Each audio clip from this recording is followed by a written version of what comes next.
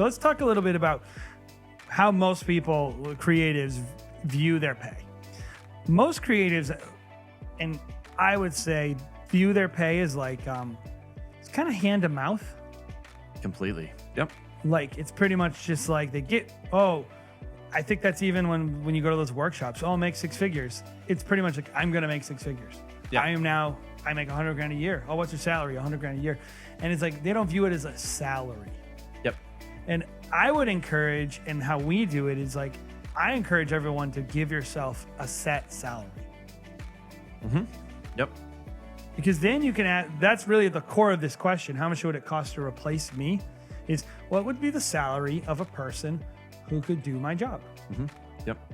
And this is an important question to ask, especially if you are a operating, you do a little bit of everything. You're an entrepreneur that does the booking, the shooting, the editing, everything. And you're looking to expand, how much is it going to cost when you bring someone else on? Is essentially the same cost that you should be looking at paying yourself per event. And then, that's kind of what we did is we were just taking a salary without taking into account how much it would cost to replace us. We did that for years. Sure. And I hear it all the time.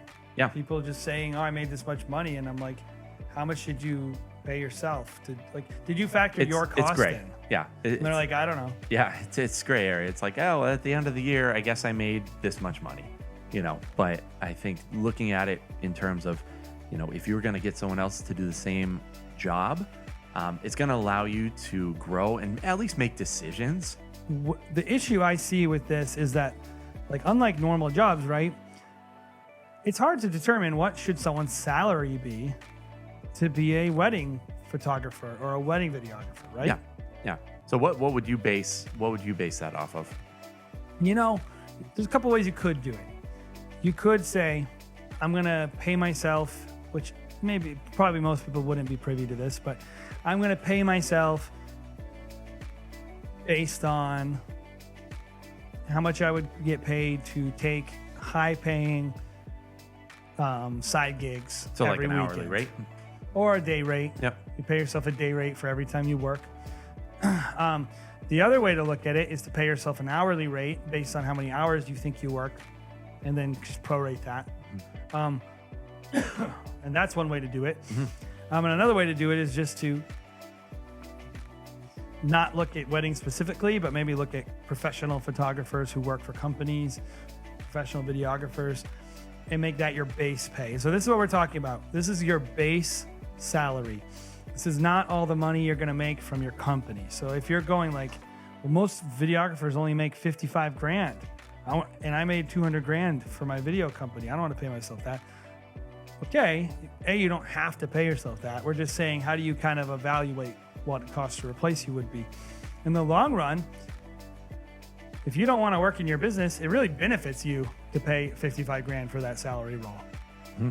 Because if you pay $150,000 and then you go to replace yourself, yeah, you have to pay $100,000 for that person. Well, your business won't even run the right way anyway. Yep. So I think determining how much it would cost to replace you, you could probably do one of those 3 things.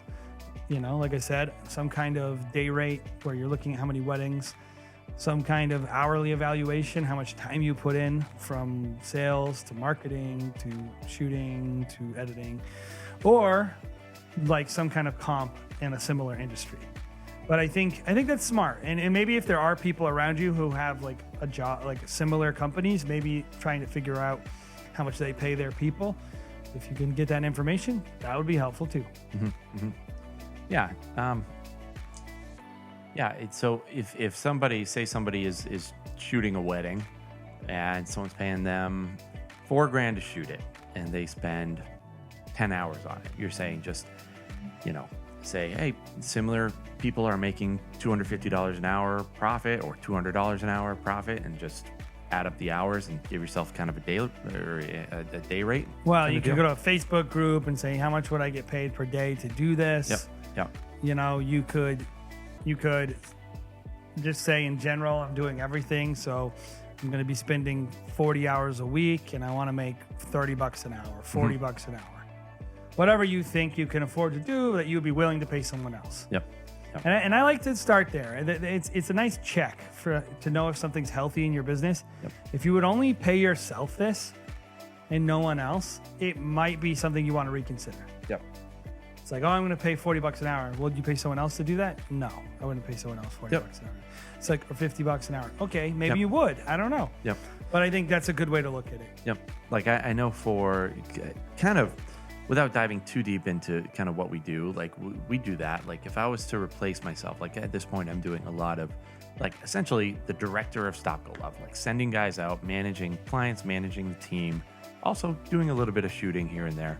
But for me to replace myself, like I know there's a certain rate, which is essentially our salary that we pay ourselves. Yes. That I could go out in the market and find a person to be able to replace myself. Yes, that's how we try to set it up. Yep. Now you might be like, well, how much is that? Like that could be like 40 grand. I don't want to pay myself 40 grand. There are other ways that we'll kind of dive into after this that we'll discuss that. So dividends, paying yourself out of Profit distributions. Exactly. Like if I was to kind of finger wag the wedding industry a little bit, there's a ton of education out there. Almost none of it is based on how you should run yourself financially. Yep. So it's the whole, It's all there's money marketing and in the sales. bank account and I need $3 grand to pay It's all rent. marketing and sales. Yep. It's like, or creative. It's like, do better work. Great. Important. Sell a lot more weddings. Great. Important. How to get yourself out there. Those are all important.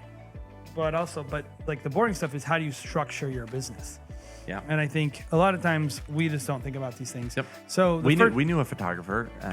This is probably a good example. We knew a photographer who probably was making $200K in just straight up revenue. He was a photographer, so Gross his gear, gross revenue.